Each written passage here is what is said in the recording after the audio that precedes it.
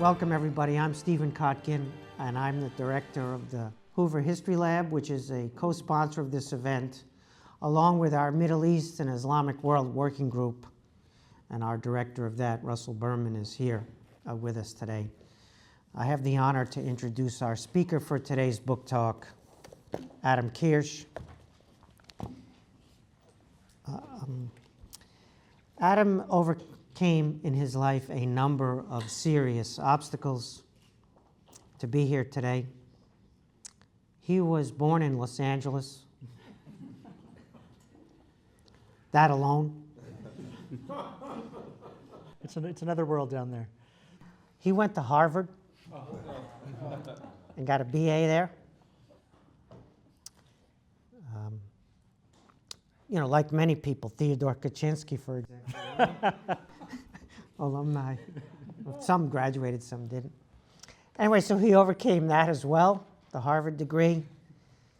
He worked at the New Republic, where I first encountered him when Leon Wieseltier edited the back of the book section, and I was privileged to be occasionally placed there, and Adam was working as a literary editor.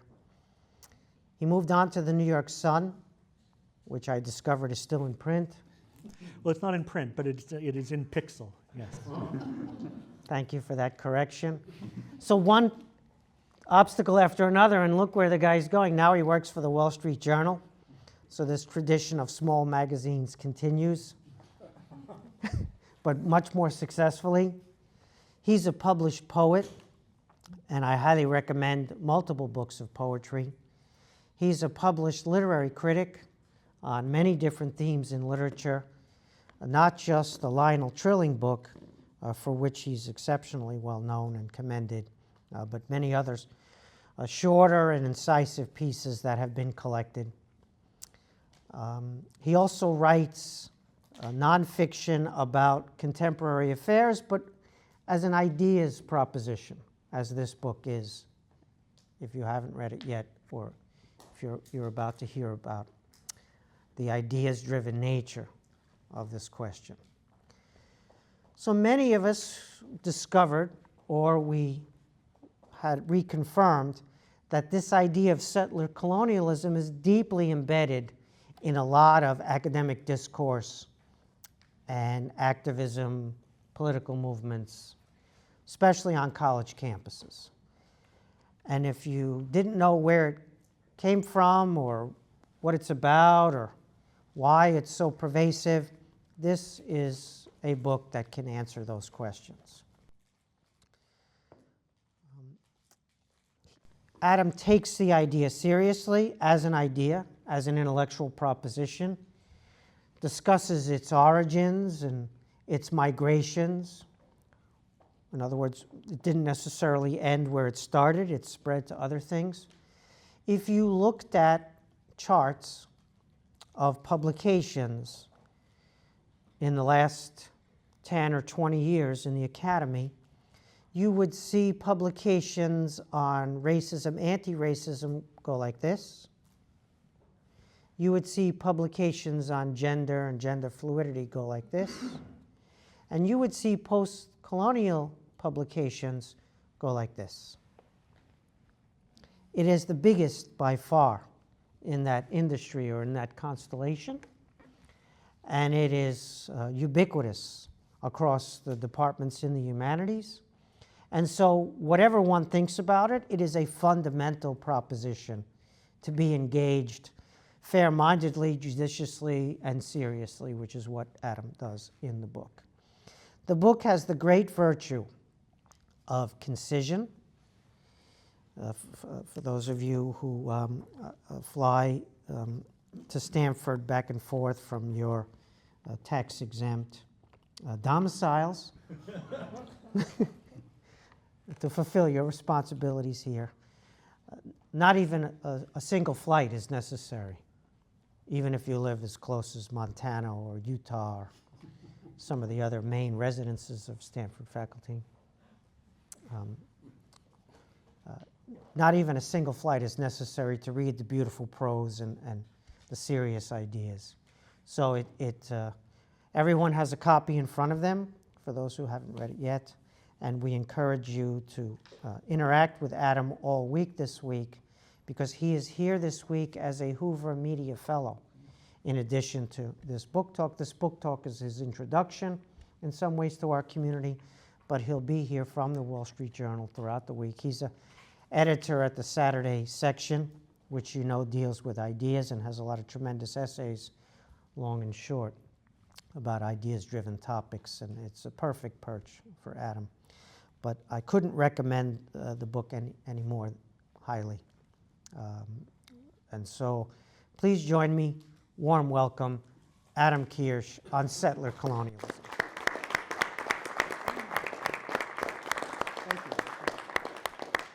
Thank you very much, Professor Kotkin, for that introduction and for arranging my visit here. It means a lot to me because when I was first starting out as an editorial assistant, I editorial assisted some of your writing for the New Republic, so to be here now is a great sort of full circle moment for me. As you heard in that description, my biography does not include the word historian, so I'm happy but also a little diffident to be here at the Stanford History Lab. But I do often write about literature and ideas that have some connection with history, and I think that that's really what this book is.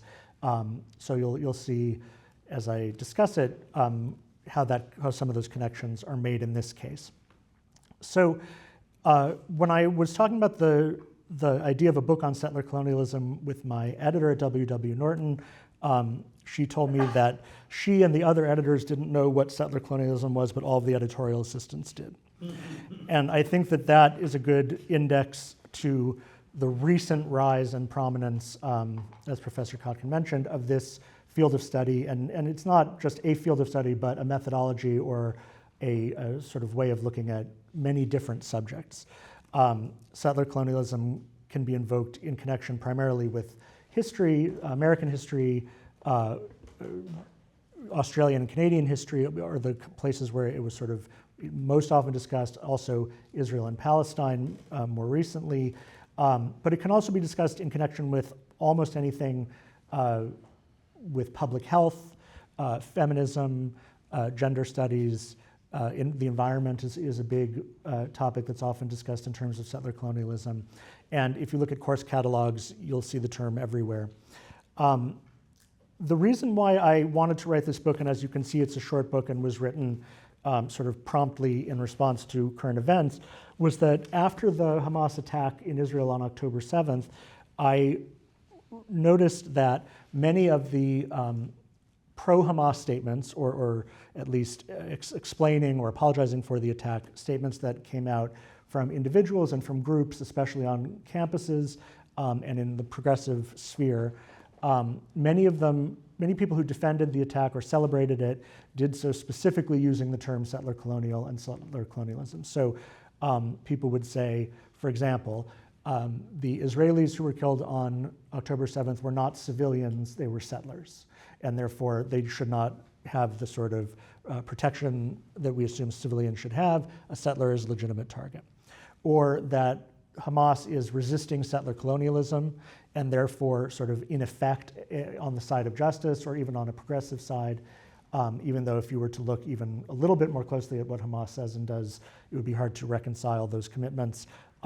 It was, and for some people still is, a progressive idea to say that when Hamas killed 1,200 people, mostly civilians, that it was advancing the cause of liberation and justice. Some people who spoke about the attack, some of these statements that got most publicity, celebrated it in emotional terms and said that it was exhilarating and exciting, as one professor at Cornell said to a student audience. People used the hang glider symbol because some of the Hamas fighters came in on hang gliders as a sort of online logo. And of course, over the last academic year, that this whole controversy and this conflict became the source of great unrest on college campuses, especially last spring. And although it's less so now, is my impression, continues to be in certain ways and for certain people. So what I saw here was an idea that I had been familiar with from my own reading, this idea of settler colonialism as something that was increasingly prominent and salient in the academic humanities that had now made the leap out of the classroom and into public political discussions. And as often happens in those cases, there's a great deal of misunderstanding. A lot of people construe it according to different political agendas. One recent example is the debate, if you can call it that, over critical race theory, which became a sort of term that meant many different things to different people that the original users of that term would not have recognized. So what I wanted to do in this book was to give a critical introduction to the idea of settler colonialism, or what I call in the book, the ideology of settler colonialism. It's not an ideal name, as I acknowledge in the book, because within the discourse of settler colonial studies, settler colonial ideology means the ideologies by which a settler colonial society like the United States reproduces itself. So the ideology of settler colonialism is against settler colonialism, so in a certain sense it would be like calling communism the ideology of capitalism because it's against capitalism. However, I think it's still justifiable in this context because settler colonialism is a historical construct that is very ideological in the sense that it is used to explain much of history and also much of what's wrong with the world today, present-day society. And in that sense, I think that it is really less of a historical theory than what you would call a critical theory. It's a critical theory which explains injustices in contemporary society and in the contemporary world by reference to settler colonialism. So what I hope to do is just talk a little bit about where this idea came from, some of its implications, and why I think it's essentially a bad idea, and in the end of the book, argue against it. If you were to use the term settler colony in the 1950s and 1960s, it would be clear that what you were talking about was a country like French Algeria or British Rhodesia or South Africa, which was part of the world that had been conquered by a European empire, and where a certain number of Europeans had settled, but did not replace the indigenous population, but rather became a sort of elite ruling minority which exploited the native population for labor and resources and dominated politically. And so in combating settler colonialism in those societies, the decolonization movement had a clear political organization and goal, which was to expropriate certainly power and perhaps property from the settlers, the colons, the pieds noirs, the settler class in these societies. In Algeria, the European population was about 15% of the total in the 50s. In Rhodesia, the European population was about 8% of the total. Those were the people who were being fought in the name of settler colonialism. As I get a little bit into the literature on this in the book, that when the original theories of settler colonialism were advanced in the 60s and 70s, it was particularly to distinguish settler colonies from other kinds of colonies that were extractive, where there was not a large imperial population or presence, as in, for example, India, where a very small, comparatively very small British establishment ruled over a very large population, or to a certain extent in Vietnam, where the French presence was quite small compared to in Algeria.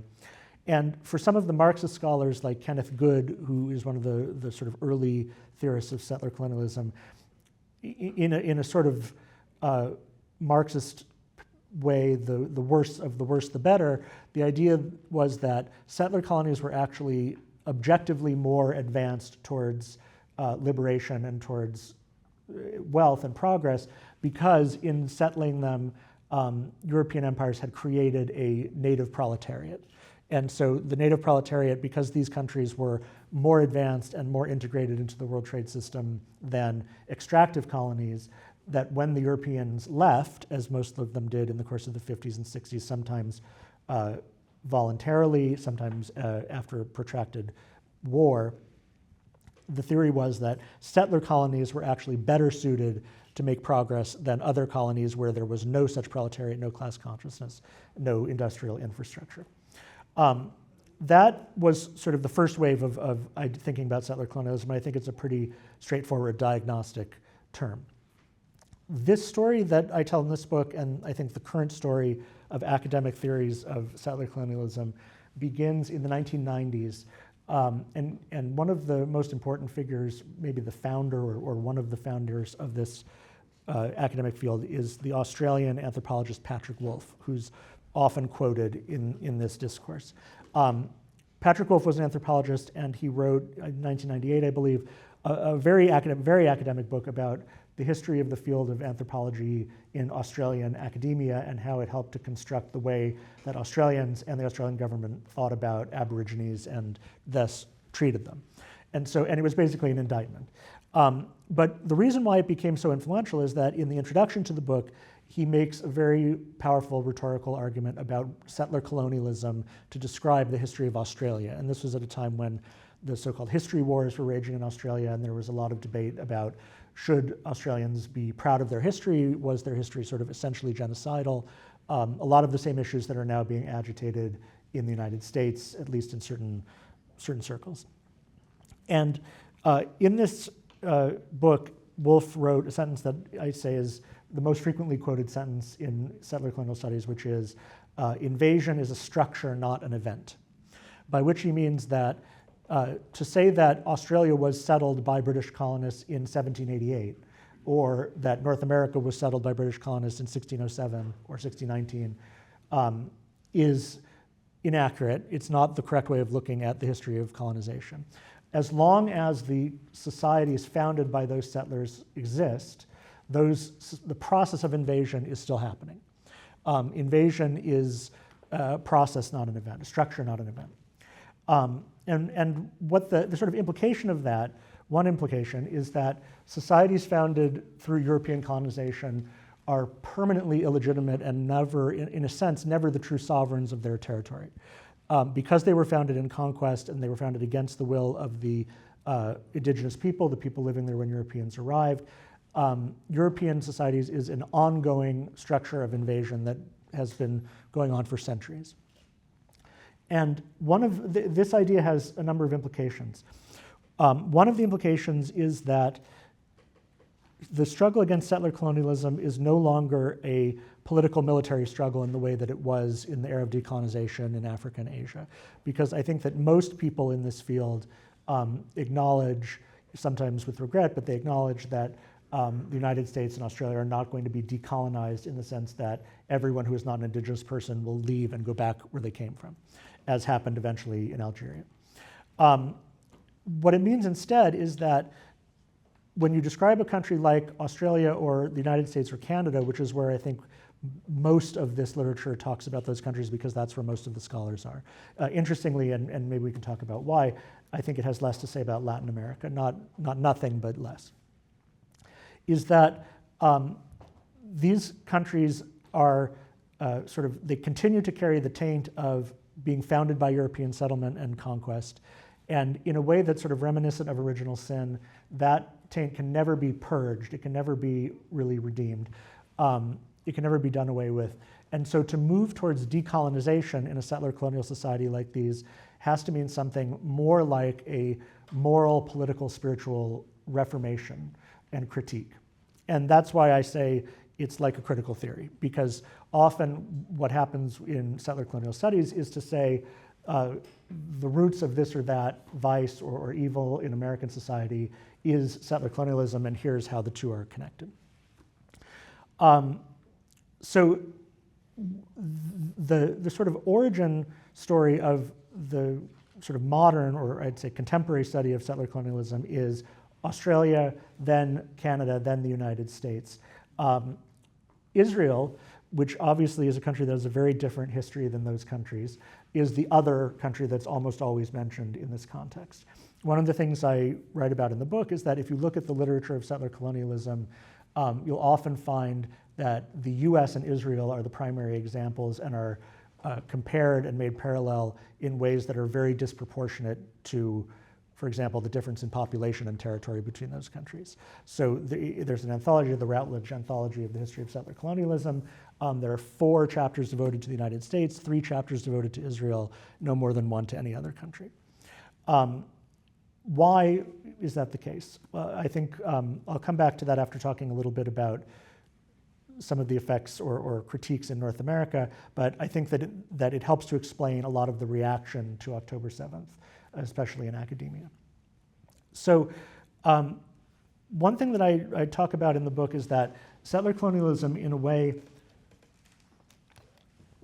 inverts traditional American patriotic historiography of, say, 19th century patriotic historiography in the following way. If you look at the way that early American historians wrote about America, and I'm thinking of like George Bancroft or a Jeffersonian radical poet like Joel Barlow, who wrote a crazy poem called The Columbiad, which was sort of a Paradise Lost about Christopher Columbus. One of the themes of this school is that the foundation of the United States, the discovery of the New World and the foundation of the United States were the turning points of human history, because it was the first time that liberty and self-government were made possible on a large scale. And so in celebrating this achievement, you weren't just celebrating the foundation of a country, but a sort of turning point in human destiny. And it's the same idea that, for example, in the Gettysburg Address, when Lincoln says whether this government or any governments can so endure, it's the idea that what's at stake in the United States is human liberty around the world.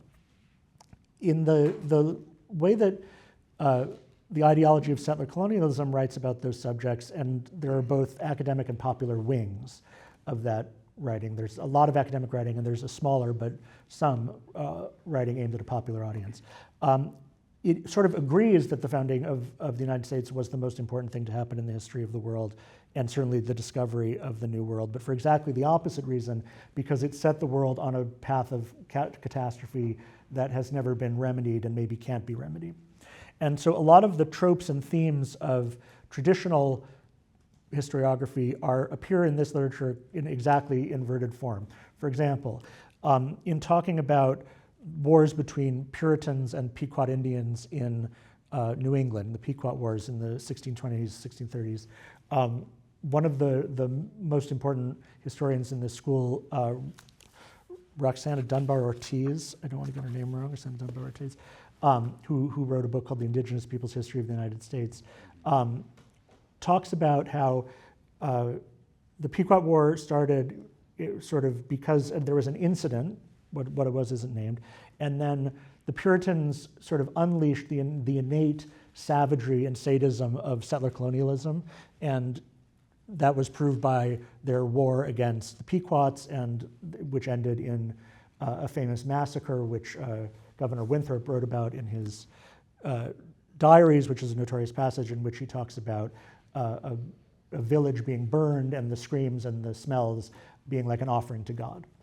And so that is a sort of complete inversion of the traditional idea that Indian warfare was uniquely savage, that Indians sort of set upon American settlers without provocation and used inhumane techniques like scalping and massacring women and children.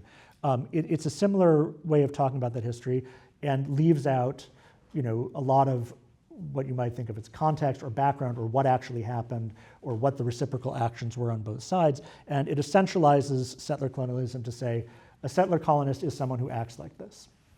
So what is like this? The key ideas about a settler, and one of the terms that's often used in this literature is settler ways of being.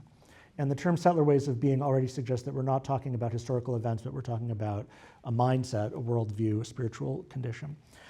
Settler ways of being are characterized by rapacity and insatiability, which are evident in what used to be called manifest destiny, right? It's the same thing, once again, inverted. European colonists came to America, they took over the entire continent, they were never satisfied, they never had enough land and territory and power and resources, and until they conquered the entire continent, similarly in Canada and Australia.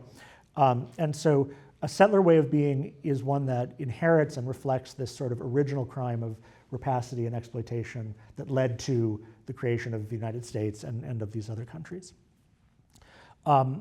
That means that, for example, in contemporary society, if you're talking about exploitation of natural resources or carbon emissions, that is can very easily be and often is described as a settler colonial activity a legacy of settler colonialism because it's an example of insatiability and rapacity.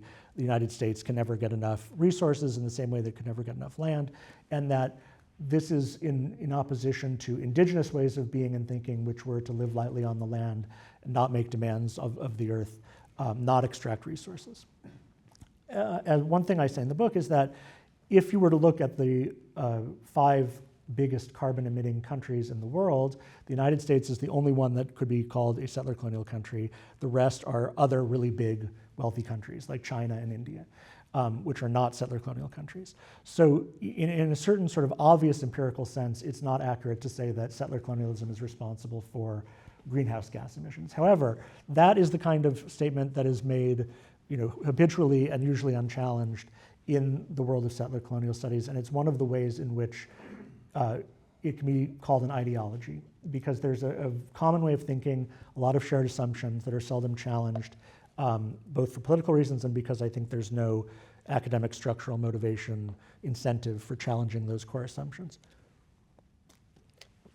One of the things that is sort of useful to add is that most of the scholarship, or much of the scholarship that takes place in the field of settler colonial studies is not written by historians or area studies specialists. It's written by cultural studies people and anthropologists and sociologists. So it's not really about writing about the past or determining what happened in the past. It's more about theorizing what happened in the past, and particularly theorizing it with an eye to the present and the future. One of the things I say in the book is that if you consider this a radical ideology, a radical way of thinking, on the analogy of Marxism, for example, one thing both of those ideologies have in common is that they are based on a virtuous response, which is indignation against injustice.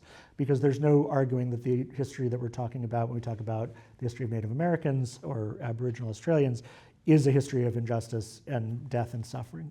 In a similar way, you could say that the exploitation and the suffering that Marx was writing about, Engels was writing about, was real, and that the people who wanted to end it and were indignant about it were motivated by a virtuous response.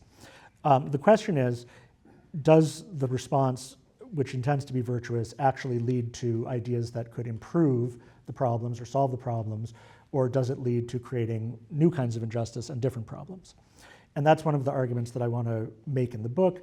And there, I think the reaction to October 7th and the sort of ongoing reaction to the Israel-Hamas conflict is Exhibit A. In the US, when people talk about decolonization, it's a term that has become sort of surprisingly current, or rapidly become current over the last 5 years, I'd say, in a whole variety of contexts that aren't strictly political. So you may have encountered phrases like decolonize your bookshelf, which means read non-white writers.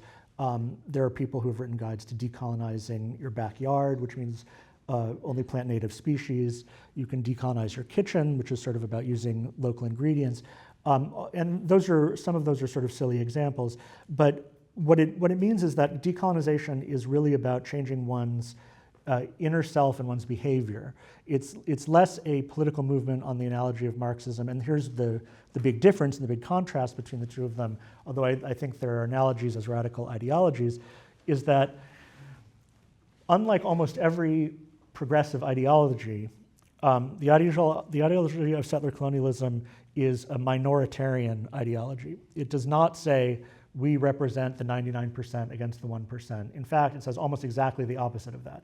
It says everyone in America, for instance, who's not indigenous, can't trace their ancestry back to pre-Columbian America. And of course, today that the indigenous population, the native population in censuses is about 2 to 3%, and many of those people have mixed ancestry. Everyone who's not indigenous is a settler. It's a binary division. If you're not indigenous, you're a settler. So some of the theorists, especially the more sort of consistent and radical ones, will say things like, you're a settler even if your ancestors were brought here from Africa as slaves, even if your parents or your ancestors immigrated here 10 years ago from Asia. you are still a settler. In other words, to be a settler, you don't have to be linearly descended from someone who dispossessed Native Americans, because, going back to the idea of settler ways of being, American society is a structurally settler colonial society, and therefore everyone in it who occupies the role of a settler is a settler. And so that means that the vast majority of Americans are settlers.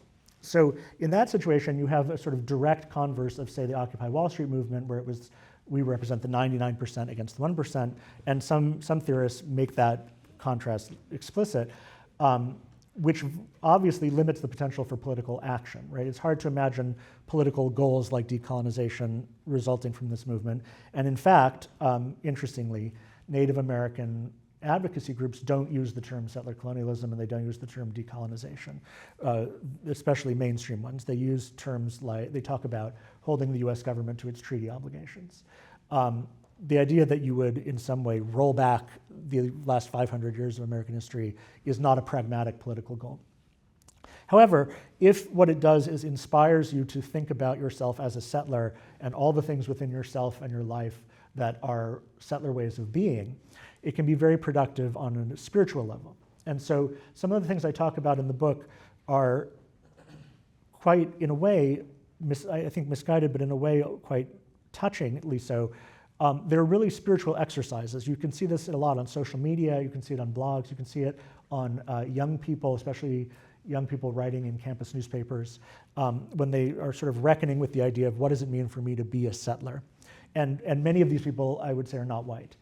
So they're not saying I'm descended from people who were the original settlers. They're saying I occupy the settler position in this society. The Friends, the American Friends Service group, which started as a pacifist group and which is a Quaker organization, on their website has an interesting document which is about how to decolonize, guides to fighting settler colonialism.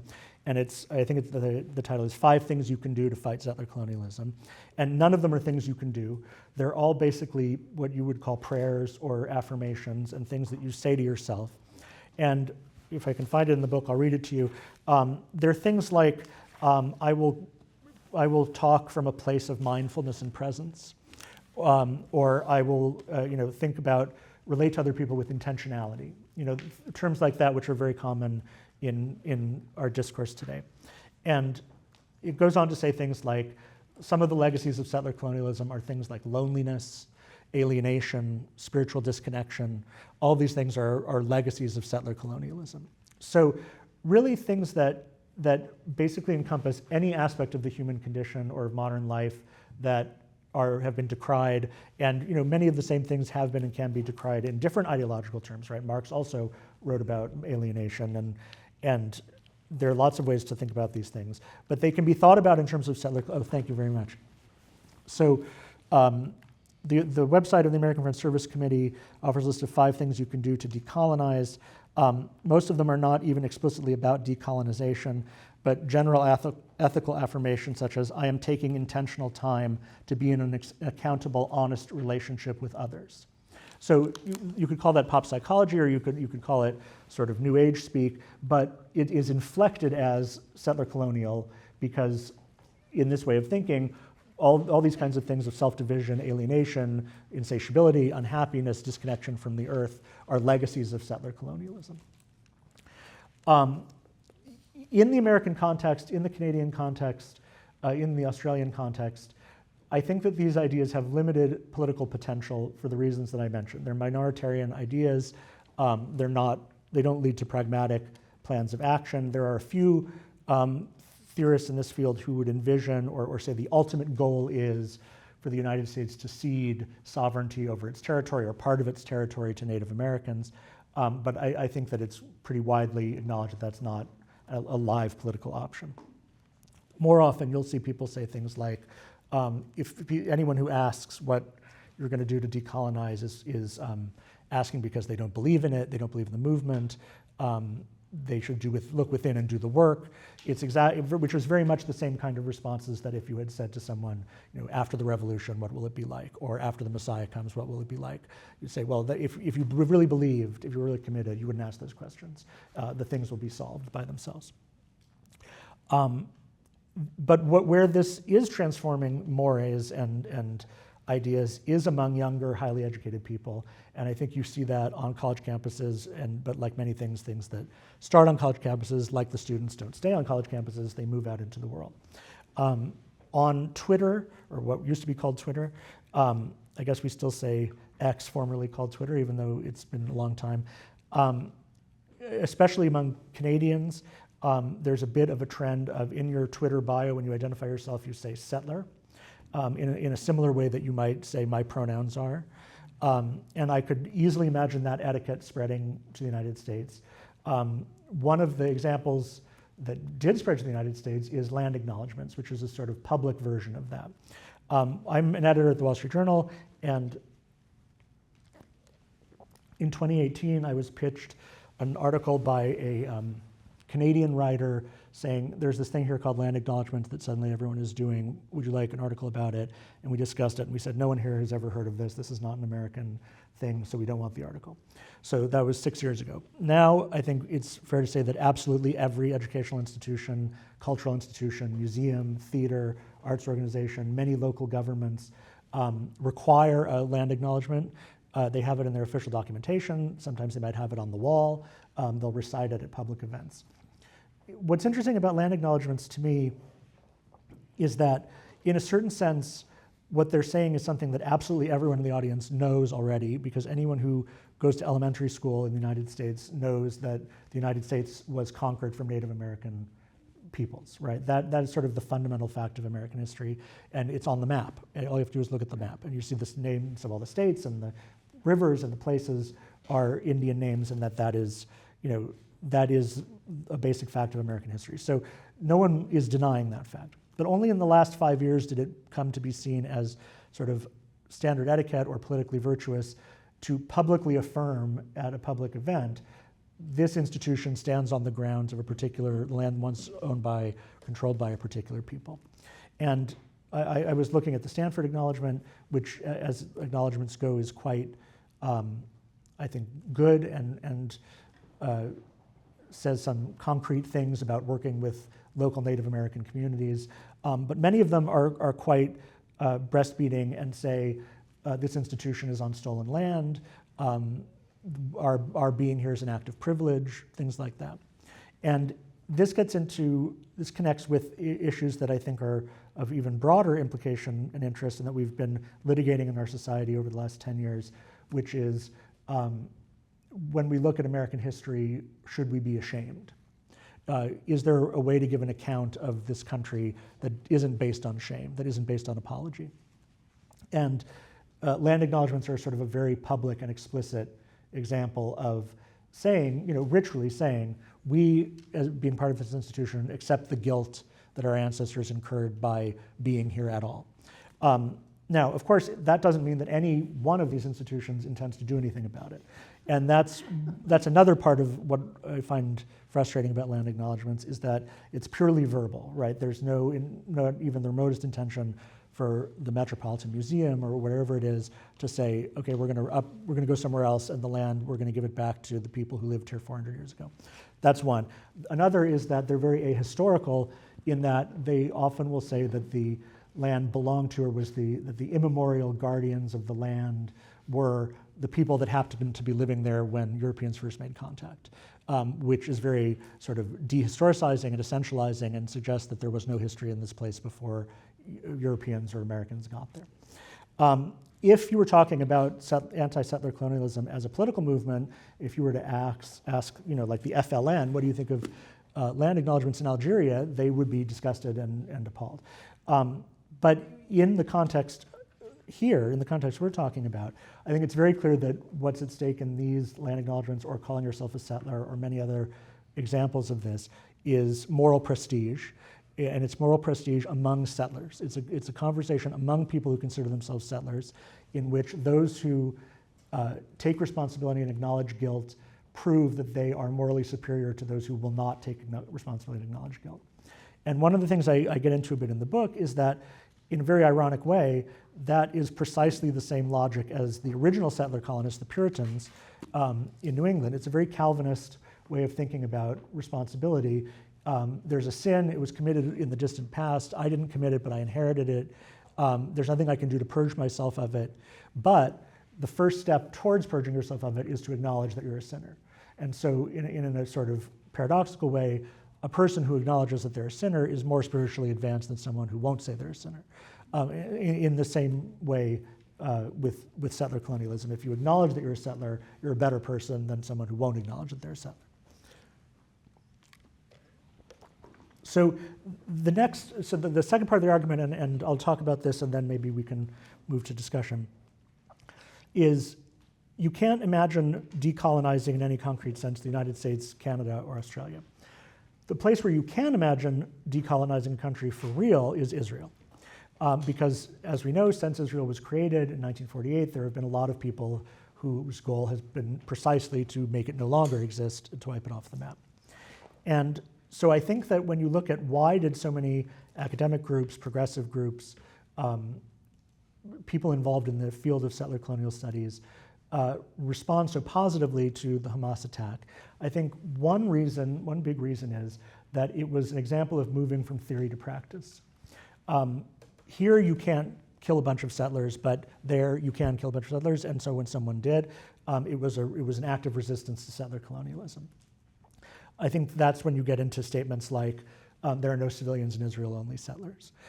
One of the things that I think is confusing about this term when it enters into the public discourse is that for people who follow the Middle East or who follow Israel-Palestine, the term settler has a particular meaning. It means Jews, Israeli Jews who live on the West Bank, which is occupied territory, not inside the border of Israel. And so those settlers, which is about somewhat less than 500,000 people, compared to about 6.5 million Jews inside the borders of Israel, are often considered radicals, religious or political radicals, who are creating an obstacle to peace and violating international law, and are widely criticized both inside and outside of Israel. The people who were killed on October 7th were not on the West Bank. They were not settlers in that sense. They were living inside what's called the Green Line, the international border of Israel. And so when those people are also described as settlers, and they're described as appropriate targets for violence because they're settlers, the implication is that any Jew anywhere in Israel is a target because the state of Israel as a Jewish state should not exist, and that in a just world it won't exist, and that the fight against settler colonialism is attempting to bring about that conclusion. And I think that those propositions would be endorsed 100% by all of the student protesters, all of the people who are most anti-Zionist, who describe themselves as anti-Zionist, and who will say things, I mean, this is really just taken at random, but recently there was a chapter of Jewish Voice for Peace, I think the one at University of Michigan, that quoted, burn the whole colony to the ground. Because if the idea is a colony is a country that was created by injustice and by war and force, like the United States or Australia, and you have the opportunity to burn it to the ground, that's what you should do. Of course, that is the same logic that the FLN followed in Algeria and that the PLO has been following or did follow in the 1960s. But there's been an interesting shift in the way that the Palestinian liberation movement describes itself and thinks about itself, and it's partly a generational shift having to do with the rise of these ideas. So one of the last interviews that Yasser Arafat gave before he died, I think in 2004, he said, one of the things he said was, "We are not red Indians," by which he meant, if you analogize the Palestinian cause to Native Americans, that's a defeatist comparison, because we know that in the end the Native Americans were defeated. So we do not want to be thought of in those terms, is what he was trying to say. Younger Palestinian activists, especially now 20 years later, often see the idea of indigeneity as a very powerful moral position, and they want to be described as an indigenous people and do describe themselves that way. One of the interesting moments when this really surfaced in America was in 2016 at the Standing Rock protest, which you may remember was a protest in North Dakota about building an oil pipeline under a Sioux reservation. And it became a sort of international flashpoint, a little bit like Zuccotti Park was during Occupy Wall Street. Activists came from all over the world. to protest, and among them, many Palestinian activists, both in the United States and from Gaza. And many people had signs and slogans or wrote books with the idea of "From Standing Rock to Gaza." Now, what do those things have in common? In any empirical sense, they have nothing in common, but the idea was that they're both examples of an indigenous people standing up against settler colonialism. Because the United States is sort of an illegitimate sovereign and does not have the right to build on American territory because it doesn't really belong here, resisting that oil pipeline was resisting settler colonialism. And when Hamas fires rockets into Israel, that's also resisting settler colonialism because it's resisting a country that also does not deserve to exist and should not be there. In some of the book, towards the end, I sort of try to get into the question of why I think that's a bad framing for the Israel-Palestine conflict. Now, I started writing this book after October 7th and wrote it in about 6 months. As you can see, it's a short book in order to sort of have this enter into the discussion as quickly as possible. And so that means that the war in Gaza was changing a lot while I wrote it, and I don't discuss the war in Gaza in any detailed way in the book. Obviously, the sort of emotional and political grievance or the sort of fuel of the anti-Israel protest is the death and suffering of people in Gaza. So there's no ultimate way to diffuse that sentiment or to diffuse that kind of protest without some sort of peaceful resolution of that conflict, the current conflict, and ideally over the long term. And that's something that I don't, and I don't know who does, see as any kind of imminent prospect. So that is not something that I get into in the book. What I do get into in the book is the way that seeing this conflict through the lens of settler colonialism shapes the way that people think and talk about it. And I'll give just one example. One of the sort of shibboleths on the left in talking about the Israel-Hamas war is that Israel is committing genocide in Gaza. And by shibboleth, I mean if you will not say that Israel is committing genocide in Gaza, you will not be allowed into any progressive spaces or increasingly into spaces like a book panel at a literary festival where the other two writers on your panel say, I won't appear with a Zionist, by which they mean someone with a Jewish last name, which is something that has happened a lot. I'm in New York, this kind of thing happens every week. There's a new example of this. Sometimes it's very ironic. You had an anti-Zionist Jewish writer trying to have a book event at a bookstore in Brooklyn, and the manager of the store wouldn't let him in because he was a Zionist, by which he just meant that he was Jewish. Now, seeing the war to say that what's happening in Gaza is not a genocide is in a way a sort of disgraceful and obtuse thing to say, because it sounds like you're saying you haven't killed enough people yet for it to be a genocide, and that I don't care about the people who have died there. And I understand that that's not a position that anyone wants to be associated with. However, I think it's notable that, as I say in the book, I quote some people that on October 7th, there were a lot of people who said this was justified resistance against a genocidal state. In other words, before there was a response, before there was an invasion of Gaza, the idea was Israel is a genocidal state, therefore this is resistance to genocide.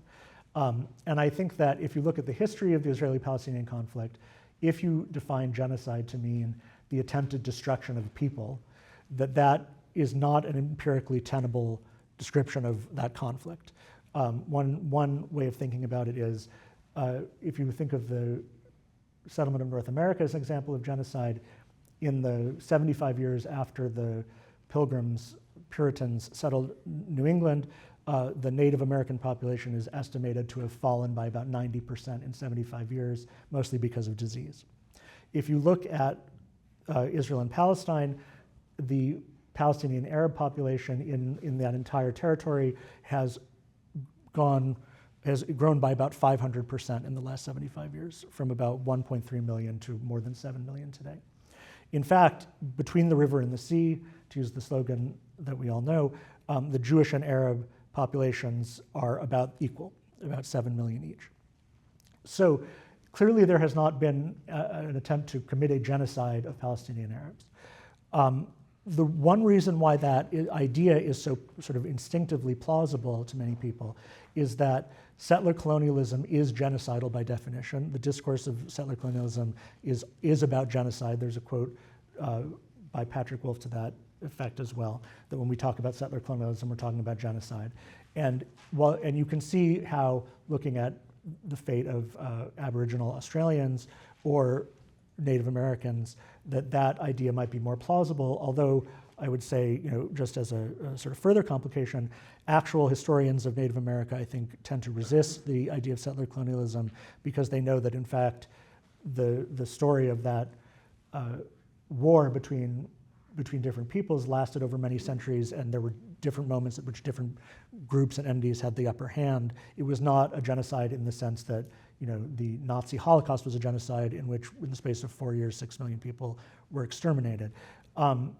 That, of course, is the event for which the term genocide was invented.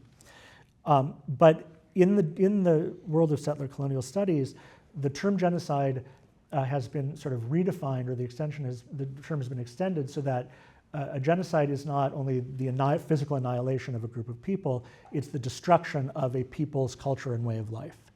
And so by that definition, as one person, I think, from the University of London, Damien Short, I think is his name, says, it's not actually necessary for anyone to die for there to be a genocide, because a genocide is a structural process in which a people loses its way of life, its language, and its culture. So, for example, things that have been described as genocidal in this context are national parks, because a national park maintains the sovereignty of the settler society over indigenous land. So a national park is an instrument of genocide. Or even more particularly, mining is an instrument of genocide because it's about violating the land that the settler colonial society has occupied. So when all of those ideas are in the air and the sort of equation of settler colonialism with genocide is almost intuitive and taken for granted, when a war does break out between Israel and Hamas, the idea that it's a genocide is very ready to hand and was adopted very quickly. So to finish, and this is how the book finishes as well, I don't want to be and wouldn't want to be in the position of denying the injustices that are at the root of the idea of settler colonialism. What I think is important to sort of look at and to think about is, how do we respond to historical injustice, especially if we are legatees of it in some way, beneficiaries of it in some way? There are numerous arguments that could be made, and that I have heard people make and sometimes gotten into myself. One is that this is a discourse that looks exclusively at the history of English-speaking countries founded by European colonists plus Israel, and not the entire rest of world history, which is mostly the case, although there are some people in settler colonial studies who do, and will say, for example, the Japanese occupation of Manchuria was settler colonialism.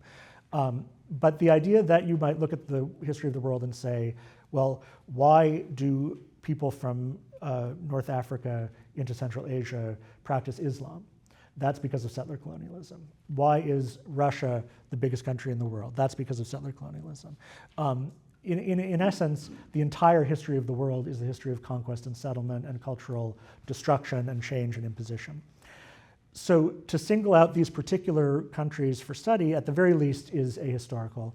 And to single out Israel in particular as the one country in the world today where there is an active conflict against settler colonialism, where a country deserves to be destroyed, I think is unjust. It's an injustice.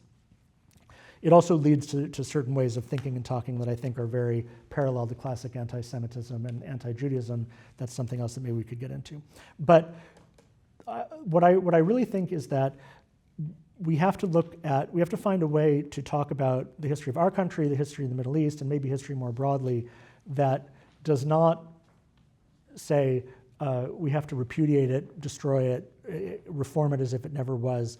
And a key term in this writing, in this vocabulary, is the idea of redemption, of redeeming the past, which is something that settler colonial studies wants to do. Walter Benjamin, who I talk about at the end of the book, wrote about redeeming the past at a moment in 1940 in his thesis on the philosophy of history, right when, as he was about to die, commit suicide at the beginning of World War II, talked about facing backwards. The angel of history faces backwards towards the past and sees it as an accumulation of wreckage, and that it can be redeemed through messianic sort of intervention. And that is an idea that I think all of us in the 21st century, all educated Westerners in the 21st century, have internalized on some level, because we know that the history of the West in particular is full of atrocities. And so when we look at the history of those atrocities, we say we would like to redeem histories as if those atrocities didn't happen, to annihilate their legacy, to sort of work a messianic transformation so that, for example, the peoples who lived in North America before 1492 still lived here. The way of life that they pursued can still be pursued, et cetera, for many other examples. But in fact, I think that that is a counsel of despair because, as we know, you cannot change the past and you cannot redeem the past. In fact, when you're set on redeeming the past and see the past mainly as a story of injustice that needs to be rectified, what you're actually doing is ensuring more injustice in the future by saying we will make war against the people who inflicted this injustice, we'll destroy them, we'll undo the consequences of their actions. I think you can see that very clearly in the way people talk about Israel, for example.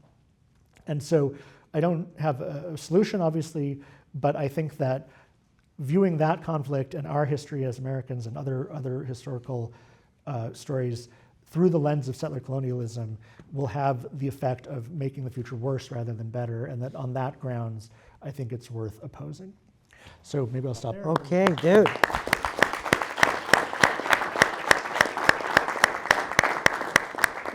So let me see if I got this right, and you'll correct me if I'm wrong. So the move here is to take the idea seriously, right? It is an idea. Right. And it's a pervasive idea. And so it can only be countered in your mind as an idea through ideas and through argumentation and evidence. Right. And your challenge is that it's an idea, but it's an eschatology. Right. It's a metaphysics. It's not an idea the way, for example, you say either 17 people died or 16 people died, and you get out and count the numbers, and Right. and then you figure out which is correct. It's not about, for example, things fall at a certain speed because Newton figured out, right? It's a worldview, but an eschatological worldview that's not susceptible to the kind of argument and evidence that would, for example, be typical of the Wall Street Journal section that you edit. Which is with the paradigm of rationality is Right, our... that was my implication. And so the move then is, who's the audience? Because the implication is that the eschatological version of this, you can't argue with them. You can't expose the falsehood of their arguments with facts. You can't get them to give up their view. But yet you decided the book was important anyway. So the implication, again, is that there are a lot of people out there who are non-eschatological, and they're susceptible to the eschatology, but they're recuperable or redeemable, to use your language, on the basis of fact and evidence and logic and argumentation. So in other words, we can cleave off some of the fallen from the ideologues or the followers of this by teaching them the facts. And we can do that while also acknowledging the injustices. And our goal is that they don't perpetuate further injustices by falling prey to the eschatology, right? I think that's what I got out of your piece. So you're not trying to undo the settler colonialism literature in the settler colonialism literature, because that can't be done. That would be a tilting at windmills, right? That would be more like your literary criticism. Well, that's true, and I think that this book is not, to my knowledge, has not been read by any academic settler colonial people, I mean, maybe it's been read, but certainly hasn't been written about. Right. At least not yet. It's been out for a couple of months, so maybe that could still happen, but I think you're right that it's probably not going to make too much of a dent because it comes from outside that world, from someone with no standing in that world, and also is sort of has too comprehensive a repudiation. Right, you don't look like them, you're not derived, you don't have the bona fides from their point of view to be able to speak about the issues, so there'd be no reason for them to do anything other than eliminate you because you're another settler. Well, here's the, I mean, in a way, yes, but, I mean, you could make an analogy with the way that sort of the advanced way of thinking in the 1930s was to be pro-communist or pro-Soviet or pro-Stalinist in a lot of cultural spheres, and in a way that has a lot of similarities with what goes on now. You know, if you were in publishing or in journalism or in any of these fields, there's a sort of expectation that you would say communism is good and Stalinism is good, and because otherwise you're a bad person, right? There are definitely parts of the world in which to say settler colonialism is a flawed idea or I reject it would be met with the same sort of like, oh, well, you're a bad person and therefore we don't have to engage with you. However, not everyone is in that world. Not everyone is in that world. In fact, numerically, it's a small number of people. So what I hope to do with this book, and speaking of literary criticism, this is a lesson that I've learned as a literary critic over many years writing about books that I think are bad. When I say, this book is no good, even if it's poetry or something like that, where the political stakes are zero, you never convince anyone who's already disagrees with you, but what you can do is you plant a flag and people who might agree with you can come over and say, let's have this conversation here. And that's one of the reasons I wanted to write this book, because first of all, I don't think that most people outside of academia and outside of progressive politics really know anything about this idea. So I wanted to sort of just open that up. Yes. But then also to say, hopefully, and I'd say that the book is at least strives to be written in a way that's non-polemical or at least minimally polemical, is maybe so that people in adjacent fields or students or people who are interested in this could at least read a reasonable alternative interpretation and say, this is not the only way to think about this history. There are other ways.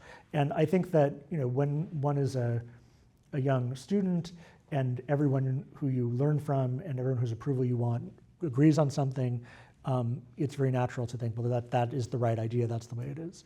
And that's certainly true inside the classroom or in terms of activism outside the classroom.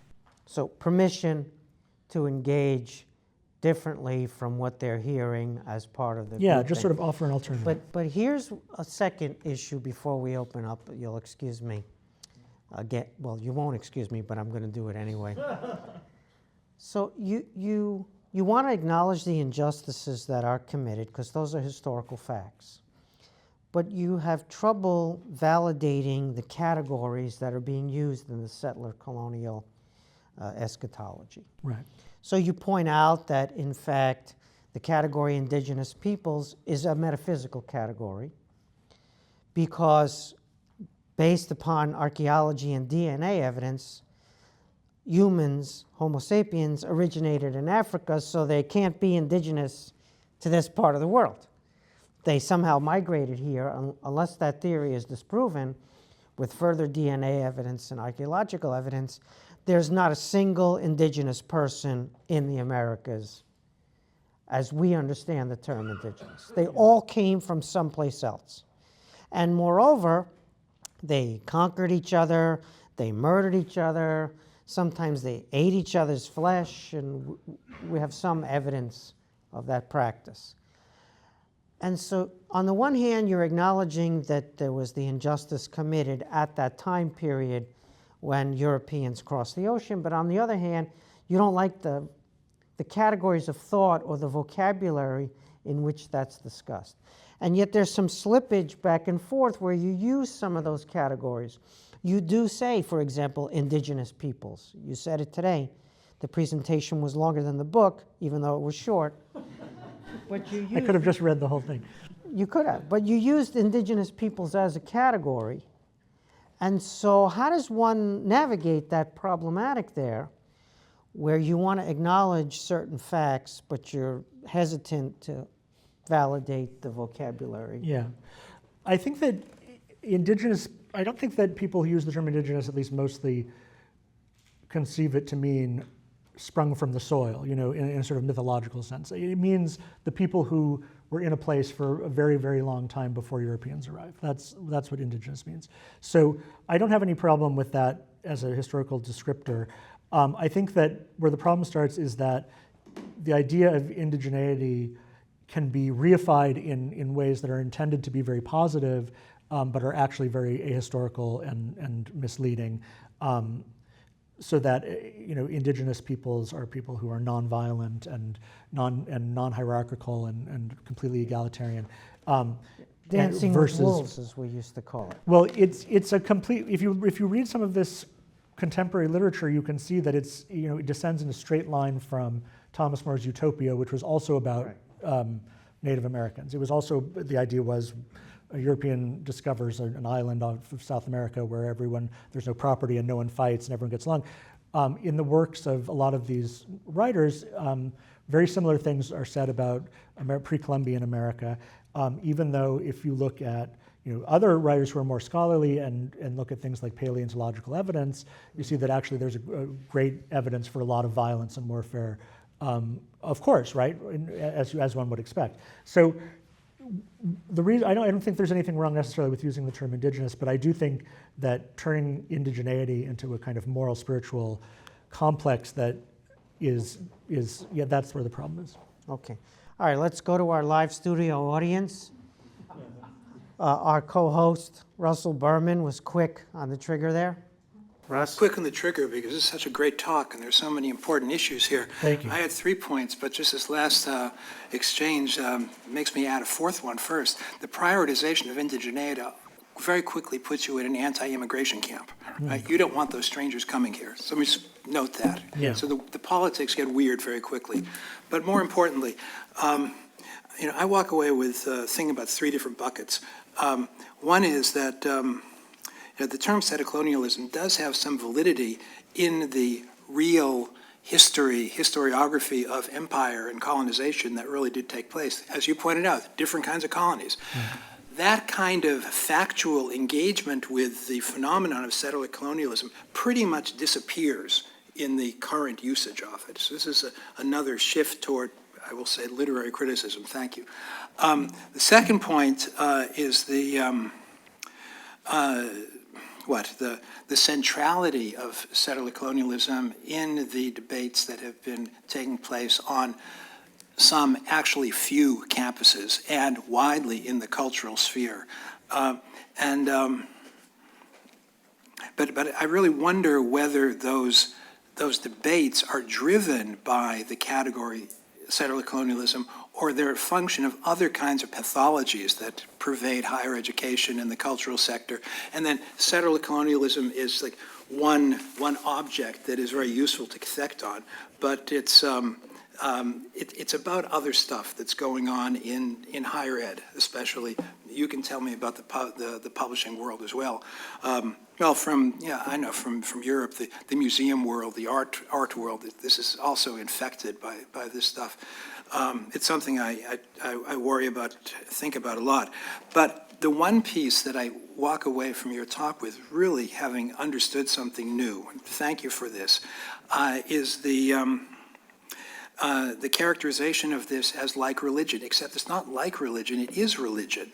Let me frame that by saying that in my undergraduate teaching, I have noted, away from the settler colonial crowd, away from that radical crowd, there really is a resurgence of spirituality going on. There are the traditional Catholics, there are the traditional non-denominational Protestants who are now speaking up about that in classes.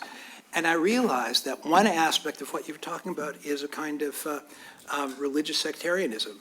And the center of it is the embracing of guilt. And then Nietzsche teaches me, people embrace this guilt first in order to put down the person who hasn't got there yet. So this discourse of guilt is really a will to power on the part of the, I don't know, for lack of a better word, radicals, in order to claim authority over those who are benighted because they don't understand their sinfulness. We're all settlers in the hands of an angry God. Yeah. Yeah, this was great. Thank you. It's a religion. Thank you very much. Well, so I'll just say two things in response to that. One is, I think that one reason why this is so much more of a phenomenon in Canada and the US than it is, say, in Mexico or Latin America, I did sort of come to think in the course of writing the book that it's about Protestantism, and that this is a very Protestant way of thinking about guilt and about sin.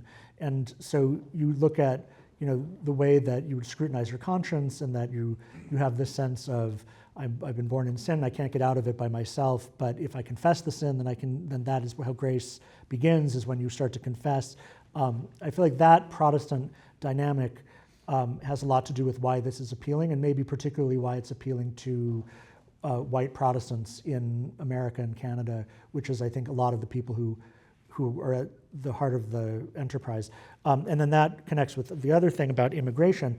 One of the sort of hard line ideas behind this is that there's no such thing as an immigrant. And in fact, there's a book, not to only focus on Roxana Dunbar-Ortiz, but she has another book called Not a Nation of Immigrants, in which she talks about the idea of how the description of America as a nation of immigrants arose in the 50s and 60s, and specifically says this isn't about an alibi for colonialism at a time when the Soviets were challenging colonialism and for third world leadership, to sort of rewrite the history of the United States to say that we are not colonizers but immigrants. And so when, I think it was Arthur Schlesinger who sort of came up with the idea and sold it to Kennedy, who embraced it and used it, that what they thought they were doing was saying, we Catholics and Jews are Americans just like the Protestants because we were all immigrants. But from her point of view, what you're saying is everyone here who's not indigenous is a settler. There are no immigrants, you're all settlers. And then related to that is that there's a really pronounced and interesting tension between settler colonial ways of thinking and thinking about blackness and civil rights. So a lot of these scholars, especially the most sort of radical ones, will specifically dismiss and disparage the idea of civil rights and integration and even multiculturalism, because multiculturalism is about saying we're all equal and maybe Native Americans are one group among many, but we're all here to create the symphony together. But the idea of decolonization is no one should be here. All of you are sort of sharing the loot from a theft. So for people who really want to be ideologically pure and in the vanguard, they will specifically repudiate those ideas. And so it's a weird politics of non-solidarity. Yes. Right? So you were brought here against your will. Somehow you survived the slave ship, and you're a settler too. Yeah, or at least in the position of a settler in some way. Yeah. Right. You occupy the same objective position. Right. And so what's interesting is on the campus, right? Chicano Studies walks around chanting "Viva Palestina" in Spanish. Yeah. And so they're trying to practice the solidarity, right? That it's also a genocide there like it was a genocide here. But the theorists that you're investigating in the book, that's anathema to them. They don't want anything to do with such an idea that the Chicano Studies people are allies, because they're just another settler.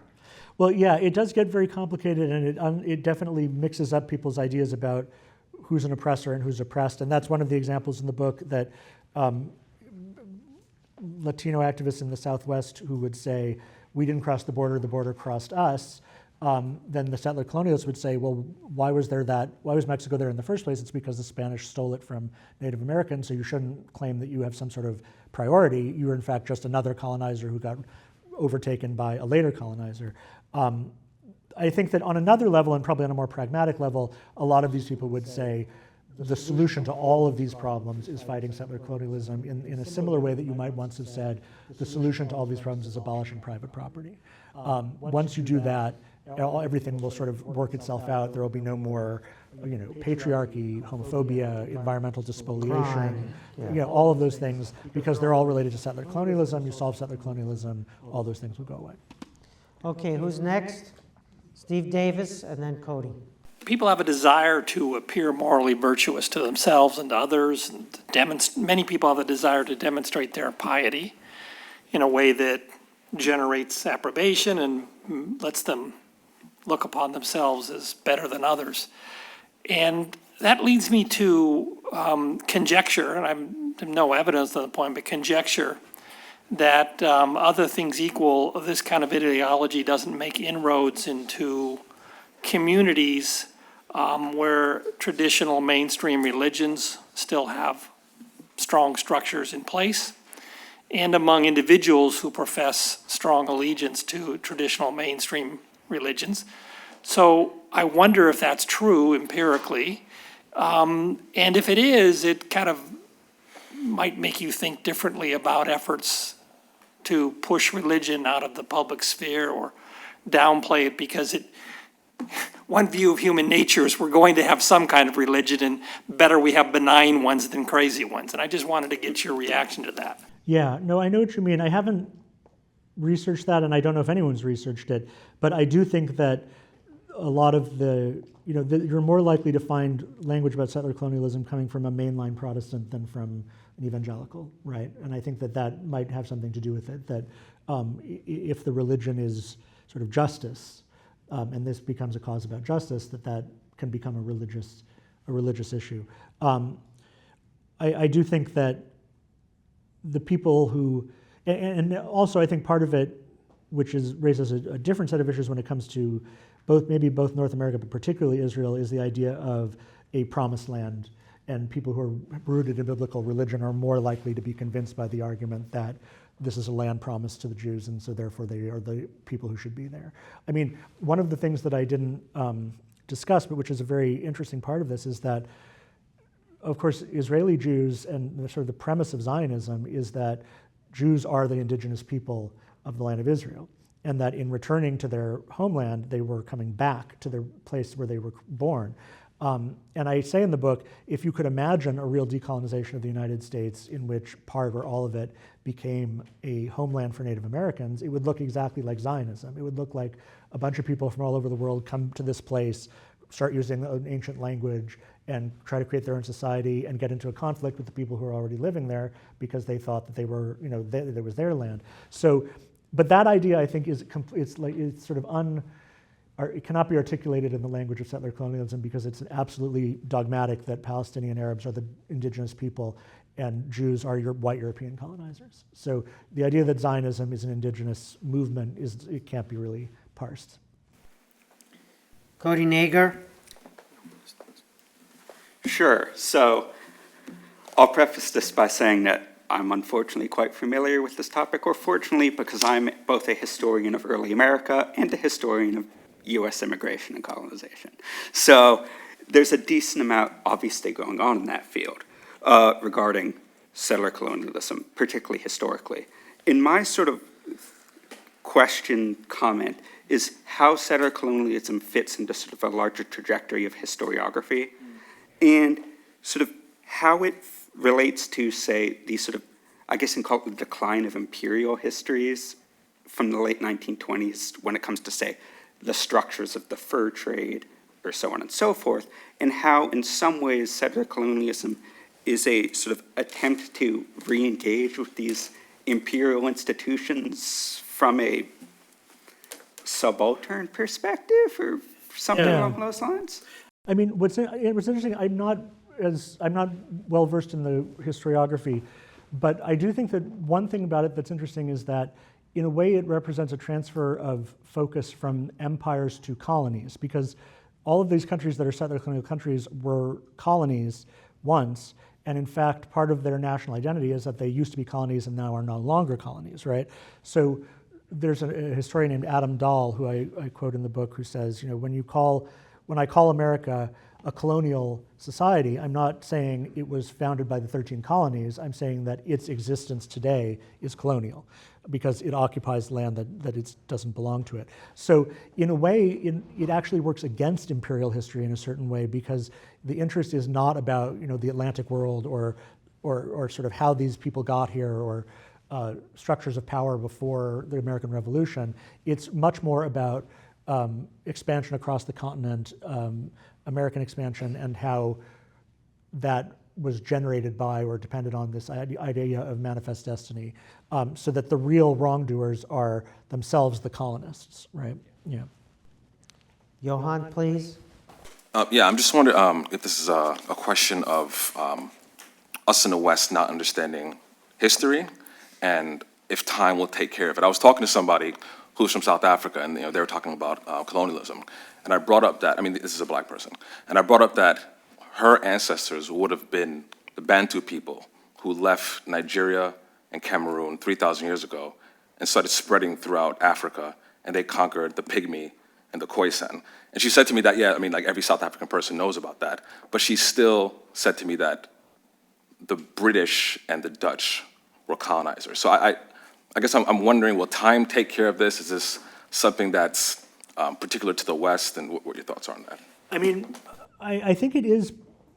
In the very long term, sure, yes, time will take care of it. But in the near term, I think it is about the West. People are much more interested in the colonialism and the crimes of the West if they're Westerners, because it's about self-criticism. It's a form of self-criticism, and in particular, it's about criticizing contemporary society and remaking the future in ways that sort of avoid or purge or make up for, atone for this history. So if you were to say to someone who is thinking in terms of settler colonialism, well, X, Y, or Z did the same thing or were even worse, I don't think that would make much of a dent, because that's not really what they're interested in. They're not really interested in the idea that man is a wolf to man. They're interested specifically in the evil society that I live in. How can it be reformed, and how can its settler colonial legacy be challenged? And in a way, I think that is highly respectable, because if you were to simply say, well, people have always been fighting wars and that's all there is to it, that doesn't really lead to anything or put you in a position to change the future. And one of the things I say in the book is that you could say that every society in history has been founded by conquest and war, which I think would be true. Just as you could say every society in history practiced slavery until the 19th century, but that wouldn't mean that that we should say, well, then it doesn't matter now if we have slavery, or that every country believed that it should be ruled by kings, and so therefore we should have a king. We do have this sort of sense of moral progress, of political progress, and one of those items of progress, I think one thing about not knowing history is that people probably don't realize how recent and exceptional the idea that national borders should never change is, that's like a post-1945 idea. And so if you were to say, every country prior to 1945, the idea that one country would take land from another country was sort of the norm. It wouldn't have been this great unusual crime. That doesn't mean that we want to go back to that, but it does mean that in order to have some realistic understanding of the history, you have to know that about the past. You have to understand that about the past. And I think it's true that most people don't know enough about the past to understand that. Yeah, but Johan Smith's point is a deeper one, right? So they're just not exercised about the facts. They're exercised about certain peoples, right, or certain actions.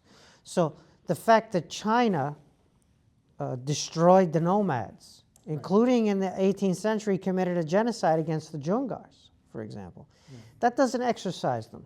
Yeah. China can spread as much as it wants, and I don't care. Or Islam, which originates in a small place at a certain time and now is across a huge expanse of territory, that can't be trouble for them. And then the Russia one you mentioned in your opening remarks, and one could go on and one could go on, like Johan did about certain parts of Africa. Yeah. It just doesn't concern them, even though by their definitions, it ought to be part of their repertoire. Right. I mean, in a way, this whole thing is coextensive with sort of the history of conflict or the history of war or history, period. But one good example is, one of the things I write about in the book also is the tendency in this world to use Palestine as a sort of paradigm for very disparate historical phenomena. So one of the people I quote, it's actually two people writing together, say in 1848 in the Mexican-American War, Mexico had its Nakba, which is how Arabs refer to the catastrophe of 1948 when the State of Israel was created. And there are many, you could use many similar examples. That is a sort of, in a way, blatantly ahistorical thing to say because it's about something that happened 100 years earlier and on a much different scale and on totally different political grounds. But the idea that one country taking territory from another country, the example that occurs to you immediately is the Nakba, right? That's where your mind goes. And I think that is a habit of thought that is very common in this world because in a certain way, Israel-Palestine is the symbolic conflict. It's the most important symbolic conflict. So I give some examples of, if people are talking about it could be almost anything, mental health issues, environmental issues, anything can be said, well, as happens in Palestine, you can see that these things are important. And that's where I think that it often turns into a kind of classic way of thinking about Jews and Judaism. In this connection, I sometimes like to quote the historian David Nuremberg, who is now at the Institute for Advanced Study, and wrote a great book called Anti-Judaism, which is sort of about how the idea of being anti-Judaism is an important structure in Western civilization and takes different forms at different times. But the basic idea is that Judaism is the internal other. It's everything that we don't want to be ourselves or don't want to recognize in ourselves, we attribute to the Jews. So whether that is, is being stubbornly legalistic or materialistic or greedy, and in contemporary Europe, it means the nation state. If we can't defend the nation state, or if we as liberal elites don't like to defend the nation state, Israel is the nation state. It's the state, ethno-nationalist state. That's what the Jews do.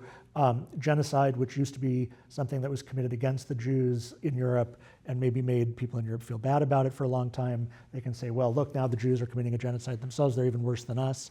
All of those things come up, and I think that is a habit of mind that plays into and is encouraged by using Palestine as a paradigm for all these other conflicts. I have Josiah Ober, and then I have Catherine. Great. So pursuing this idea of settler colonialism as a kind of religion, and it's a particular sort of religion, right? It's not a religion of ritual. It's a religion of belief in a certain kind of moral rightness, and a unique sort of moral rightness. So if you don't accept it, you are wrong, and you ought to be corrected or expelled or something like this. So in a sense, this is just a fundamentally non-pluralistic way of thinking about things. It's not like there are a range of possible things and we may disagree, but we live in a common world and we should be able to live together. So I'm sort of wondering about the sort of space of radical thought, let's say, broadly speaking, and one of the attempts to sort of create a kind of a pluralism for, as it were, sort of left radicalism is intersectionality, right? There are many ways to think about injustice, and ultimately they all can be correct in some way, even though they're all sort of different kind of injustices, but we can embrace them all and have this kind of a pluralistic. But it seems to me that settler colonialism might be different from that. It might actually say, no, there is one true way, and that if you think it's all intersectionality, you're failing to understand. You really have one true identity, and that is the settler, and that is your core. That is your crime, that is your guilt, and that is what must be expiated, and so on.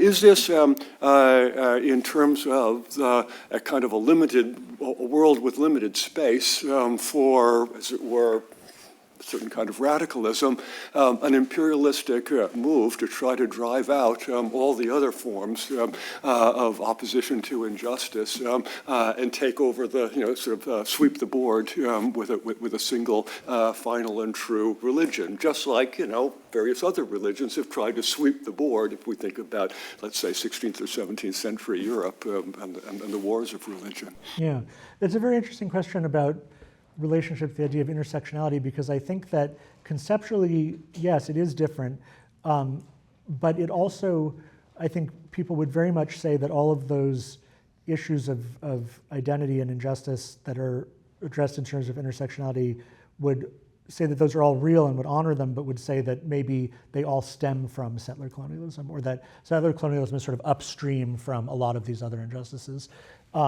So one thing that you often hear is, you hear it, for example, in the context of oppression of gay people in Gaza.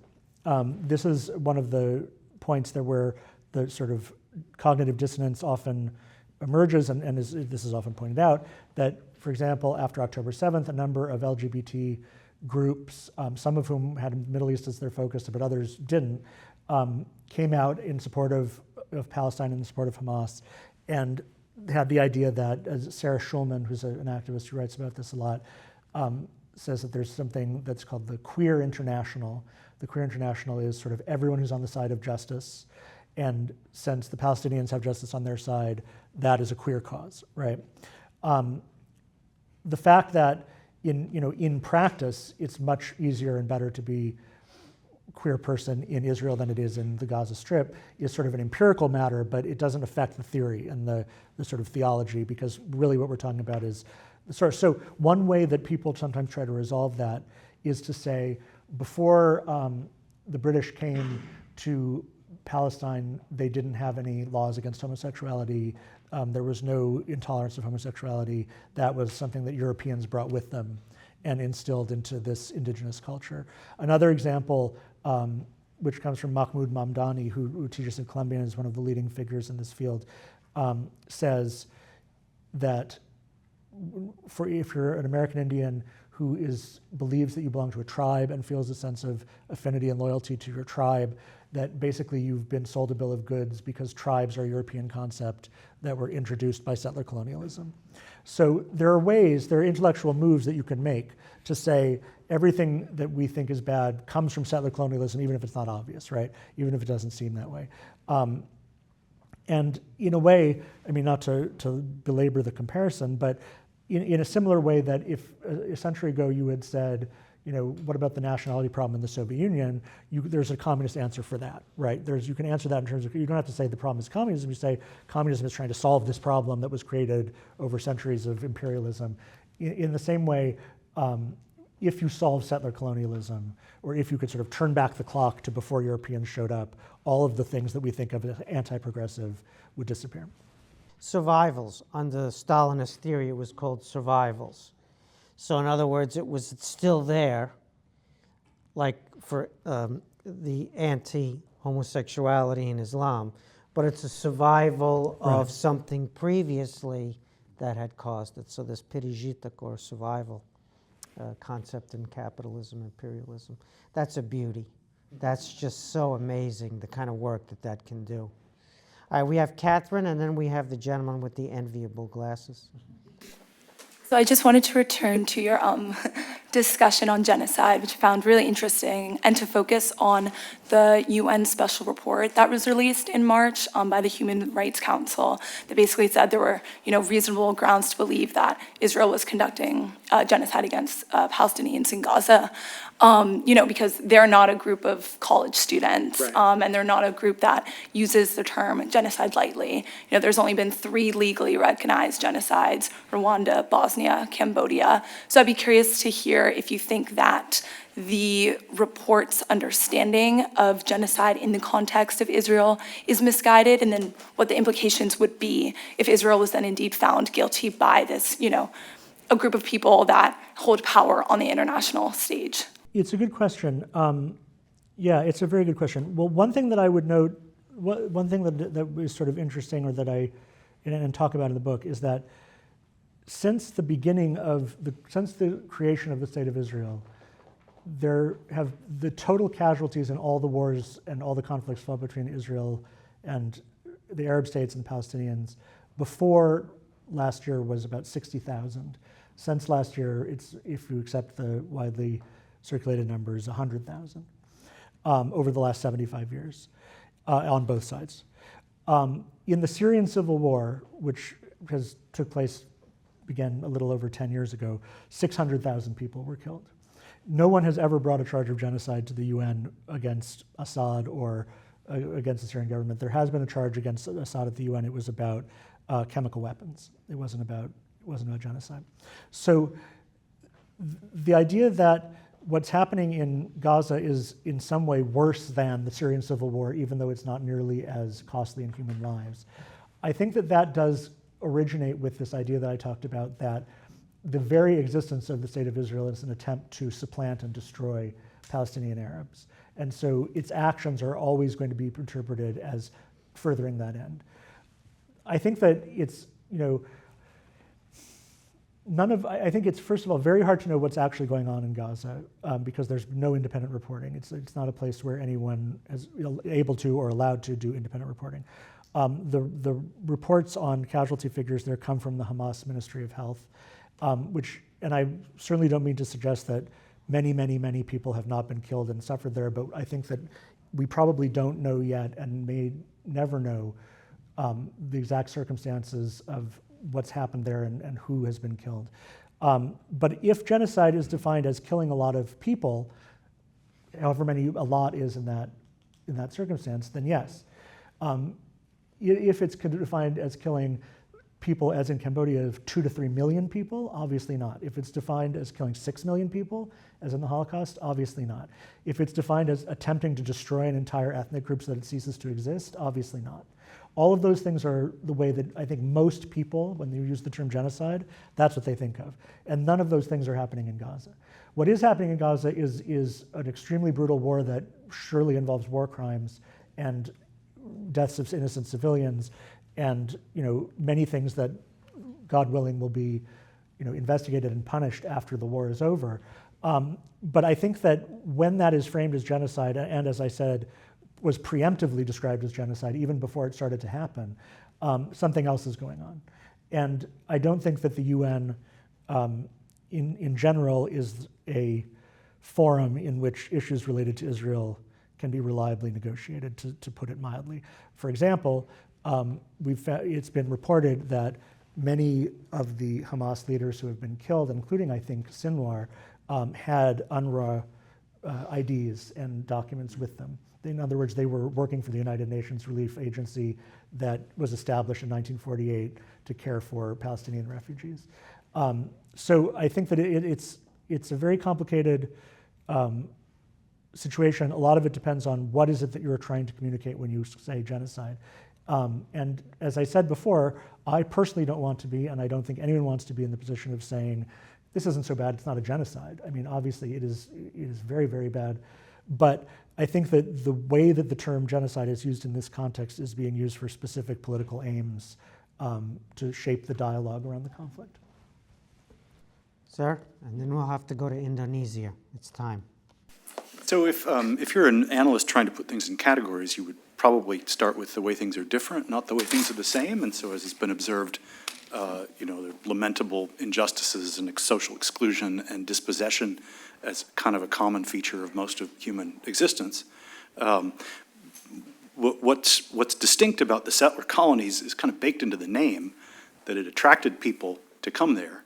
And it continued to do so, call them immigrants, call them settlers 2.0, that came from, very quickly came from building societies that were attractive for habitation. Now you might say, well, no, that's about more land being stolen, but there's actually good economic history on this. Gallman's estimates suggest that as early as the early republic, the vast majority of growth is not coming from adding land, it comes from investments. And then later in the century, it's coming from technological growth. And so that's the other thing so that's another distinction of settler colonies, at least among colonies, is that they were much likely to get on the train of modern economic growth. And again, that's a function of having societies that support that kind of thing. And so those are things that, again, you would, as an analytical category, you might gravitate to that in the description, not you, but like one might gravitate to that first in the description. And I would say part of the process that we observe in the historical record is, you get these societies where there's widespread economic agency amongst the in-group, but it's a very large in-group as societies go. And that pivots to widespread political agency, and all of these things are very unusual in human history. I mean, almost unprecedented. So That seems like that would be, I don't know if that's, I know there was the question about what's the redemption. I don't know that's sort of a value judgment about, does creating those things count as the redemption? Maybe it's impossible, but it seems like I would at least say those are the identifying features of the phenomenon. Right. No, absolutely. I mean, obviously the sort of story of American history, and the only story that was told for a long time, was that the reason why the U.S. had such prosperity and social peace was because it was an open land in which European immigrants could come and free themselves from the disabilities and the scarcities of the past. And one of the sort of great statements of that is from Hector St. John de Crèvecoeur, who has a great little sort of description in his book Letters from an American Farmer, written in the 1780s, 1770s maybe, where he talks about a Scottish immigrant who comes to America and has come from a place where he's never been able to own land and he can only eke out a pittance from the soil. And he meets him, and then he sees him again 3 years later, and he's become a prosperous landowner, and he has a family, and he can vote, and it's a very patriotic and in fact very moving description of what it was that America meant to people, what it meant to people who could come here and have that kind of social advancement. That was what we might once have called the American dream. At the same time, he also has a very interesting thing where, for all of his praise of America, he was against the Patriots in the Revolutionary War, and he said that if the war broke out, that he would go and live with the Indians.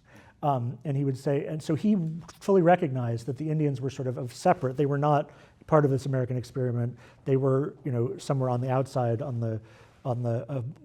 he would have said on a lower level of civilization, and that he would rather live like that than live in America engaged in a war against Britain.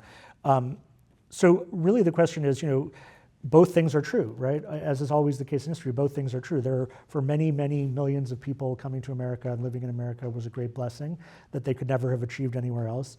And for other millions of people, it was a curse because they were brought as slaves or because the society was built on their ancestral land. So really, I feel like, maybe to broaden out a little bit, one of the things that we've been talking about in American society and litigating in American society for a decade or more is exactly that. How do you tell both of those stories? And I think that it often breaks down politically that people only want to tell one of those stories, right? You want to tell the story of the only thing that matters is 1619, or you want to tell the story of the only thing that matters is 1776, and you don't want to hear the other story. And obviously, the real study of history is about knowing both, but most people are not historians and they don't study history, and they're not going to read a serious, complicated book about history. They want a story that they can believe in.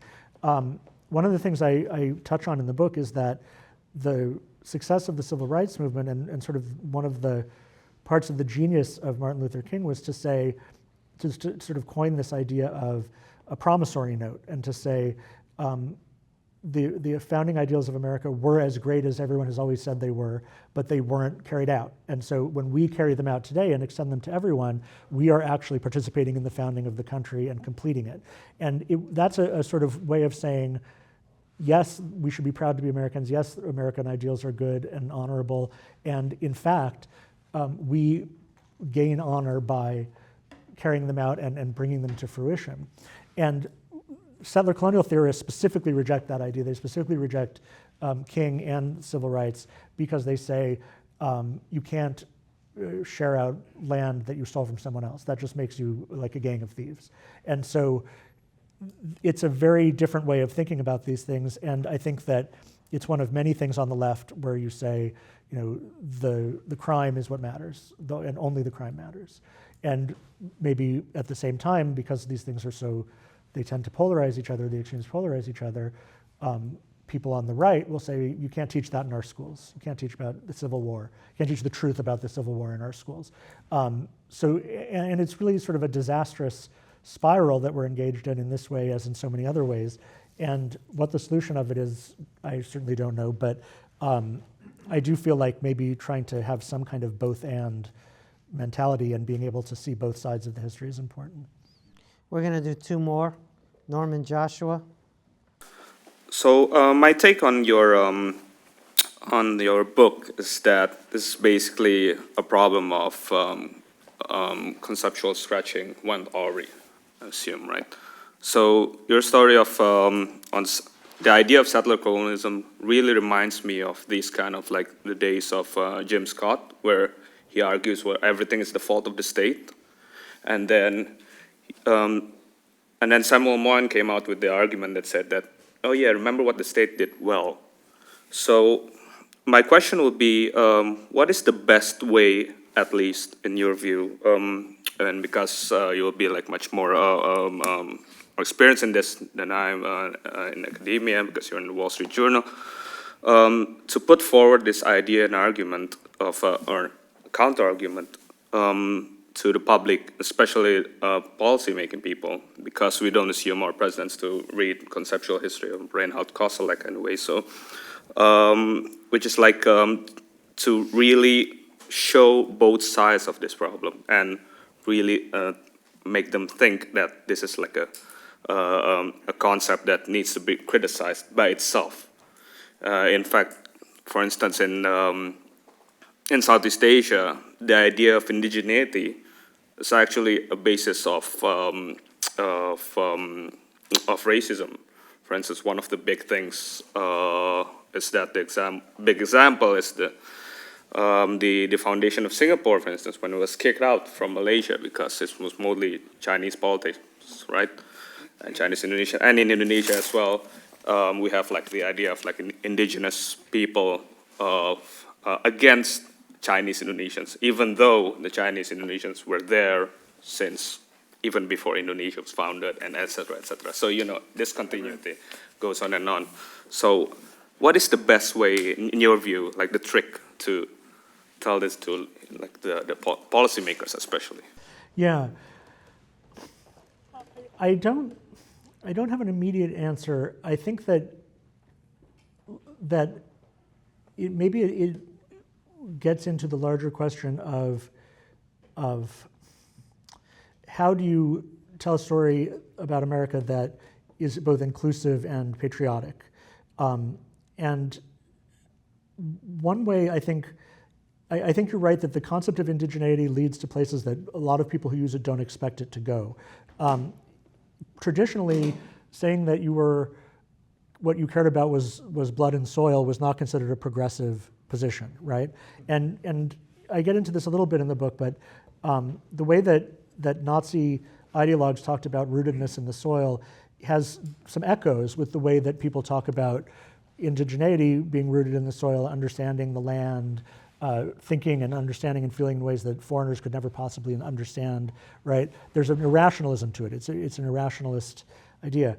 I mean, maybe the sort of idea of indigeneity is one that should be downplayed, and as has been traditional in American society, that it's not about where you come from, but where you go to, you know, and where you are now, rather than where you were in the past. Let's close out with our Hoover History Lab Assistant Director, Joseph Ledford. You've surveyed the literature. How many scholars who promote this ideology explicitly embrace the violence? That's a good question. None of them do in their scholarly work. They're very careful not to. When you look at the way that people write about Israel and Palestine, they will never say we should kill people. They will always say we should de-Zionize, which means end the Jewish state and create a binational state or some kind of other solution. And one could argue that the inevitable consequence of that would be violence. But that's not the explicit goal, isn't violence. However, I think that there is a lot of winking and nodding about violence. One way that you see that is in the way that people write about Frantz Fanon. There's a lot of people who will write very approvingly about Fanon or even joke about it. One person who plays some pretty major role in this field is named Lorenzo Veracini, who's an Australian scholar and publishes a lot voluminously on settler colonialism. And in one of his essays, he says, he has an essay called Kill the Settler in Him and Not the Man, which is a paraphrase of a famous thing that was said in the 19th century by the founder of a school for Indian boys, saying that they wanted to kill the Indian in him but not the man. And so that is ostensibly not a violent reference, but then he says, I endorse a Fanonian cull of settlers, which is clearly violent language, if you were to take it seriously. But I think that because all of these people in their academic environment are sort of used to using extreme language without real world consequences, no one ever sees it as a call to arms. Which is why when Hamas did create violence, not because they're reading settler colonial studies, obviously, but when they did, a lot of people's sort of spontaneous reaction on social media was very excited. Because I think that things that you couldn't say academically, you couldn't say in your published work, but maybe felt, now you could say them on social media. And you could say, this is very exciting, this is very gratifying. So calling for violence, no. Calling for explicit ideological work and saying that my academic work is political ideological work is very standard, absolutely standard. And surely not just in this field. But people in settler colonial studies will almost all say, and sometimes, often even in the title of their book, that they are not studying this, they're fighting it. And that the goal of their pedagogy is to end settler colonialism. So that is, that we see that in lots of other fields as well, but that is an engaged idea of what scholarship is that's at odds with traditional ideas of, historical understanding. Yeah, Stalin used to say, if they're not going to kill themselves, somebody's going to have to do the job. Anyway, ladies and gentlemen, Adam